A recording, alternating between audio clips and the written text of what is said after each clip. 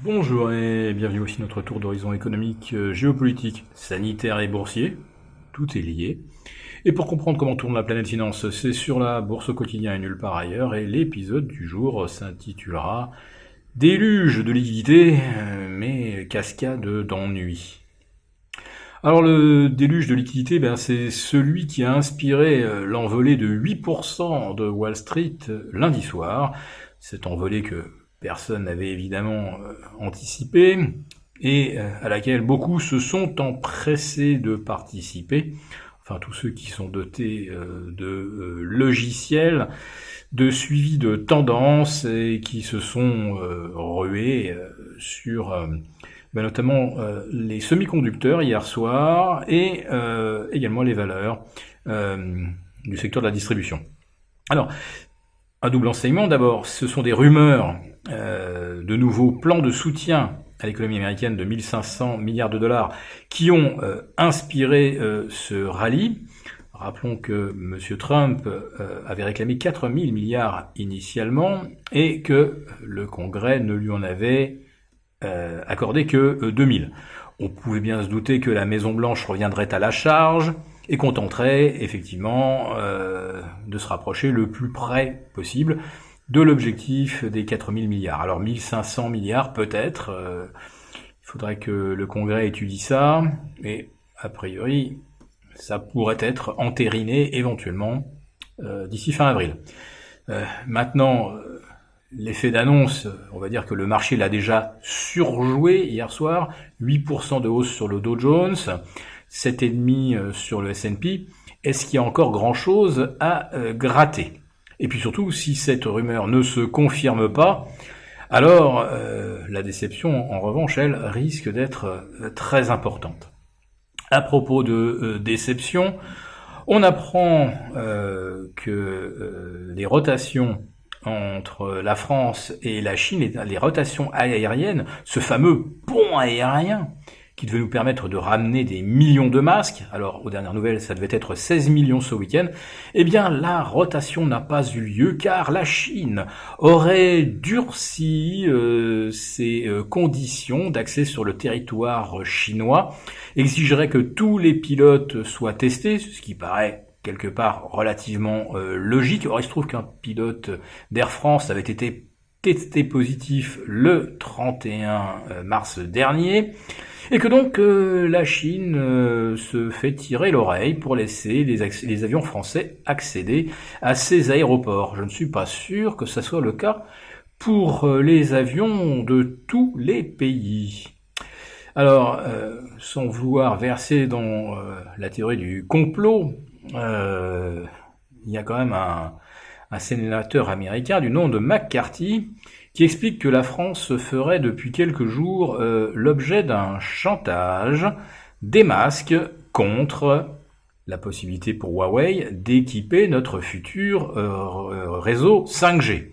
Alors, comme ça vient des Américains, évidemment, ce ne sont là que de vilaines paroles. Mais là, ce n'est pas une rumeur. Là, c'est tout à fait officiel.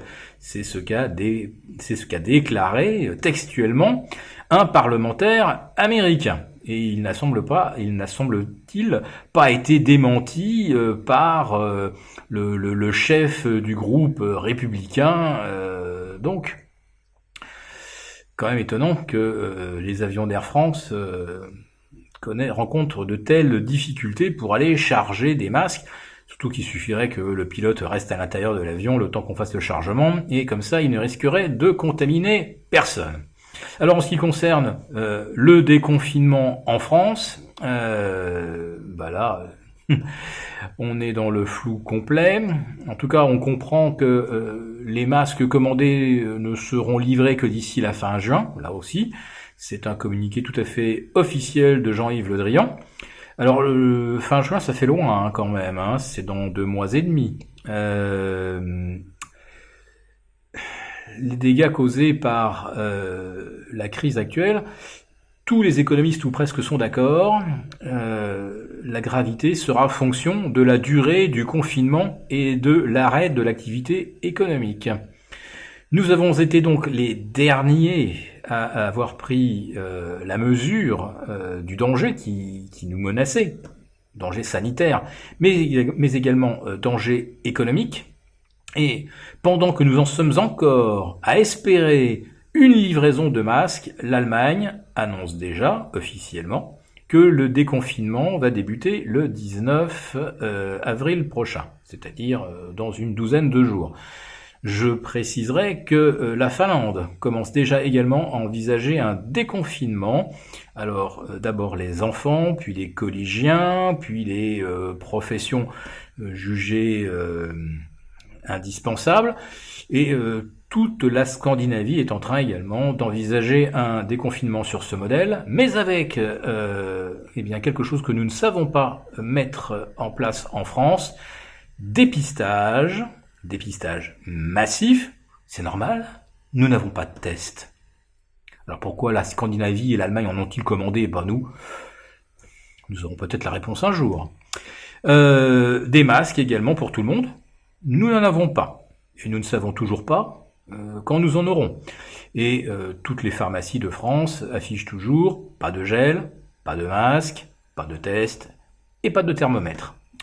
Voilà, alors si l'on fait des projections qui nous reportent à la fin juin pour un déconfinement, quand d'autres pays auront déjà commencé à déconfiner depuis 2 mois, ça veut dire que nous aurons accumulé 2 mois de crise supplémentaire. Et dans ces conditions, eh bien, un déferlement de liquidités, comme ce qui est envisagé aux États-Unis, ce sera à terme un déferlement de nouveaux impôts. Il faudra bien que la France finance les avances qui vont être faites pour éviter des licenciements massifs et des faillites également tout aussi massives d'entreprises françaises. Notons que la COFAS envisage qu'en France, les faillites augmentent de 20% et elles augmenteraient de 35% aux États-Unis. Moi, j'aurais plutôt tendance à penser qu'on aura 20% aux États-Unis et plutôt 35% en France, comme c'est parti. Bon, pour les États-Unis, faire déferler les liquidités, on sait que ça ne leur pose pas de problème philosophique, ni vraiment budgétaire, puisque le dollar est la monnaie de référence mondiale, donc ils peuvent en imprimer autant qu'ils veulent, jusqu'à ce qu'un jour, on perde de confiance dans le dollar. Alors ça va certainement arriver. C'est peut-être déjà en train d'arriver, si l'on en juge par l'évolution des cours de l'or, avec une once qui a refranchi les $1 700 pour la première fois depuis 2012. Un petit pullback vers 1670, 1180 signifie peut-être qu'on est en train de prendre de l'élan pour s'envoler, cette fois-ci, en direction des 1800. Voilà. Le CAC 40, quant à lui, plafonne sous les 5500. Pardon, les 4500. Les 5500, on aimerait bien les avoir. Soyez toujours extrêmement prudents, parce que lorsqu'on aborde une résistance et qu'on y est allé pour des raisons que l'on peut considérer comme extrêmement discutables et surtout des simples rumeurs, et lorsqu'on sait que la France sera certainement un des derniers pays à redémarrer économiquement, franchement, le CAC 40, ce n'est pas l'indice que je jouerai en priorité. Si cette vidéo vous a plu, n'hésitez pas à nous mettre un pouce. Pour participer à notre prochain live de jeudi, eh bien, vous savez ce qu'il vous reste à faire. Abonnez-vous à Béchade Confidentiel. Je vous retrouve avec plaisir dès demain.